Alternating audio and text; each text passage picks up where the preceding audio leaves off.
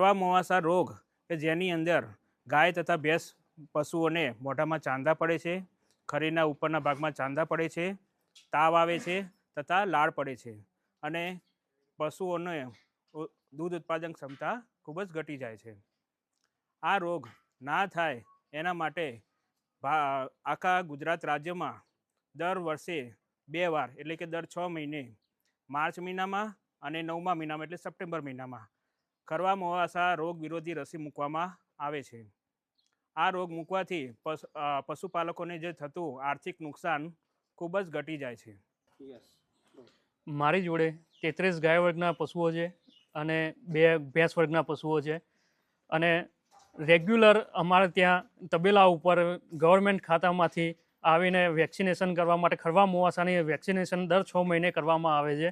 અને હું તો પશુપાલકોને એટલું કહેવા માગું છું કે ખરવા મોવાસાની રસી કરાવવી જોઈએ અને જેથી કરીને ક્યારેય આપણે દૂધ ઉત્પાદન ક્ષમતામાં ઘટાડો જોવા નહીં મળે અને પશુઓની હેલ્થ પણ સારી રહે છે.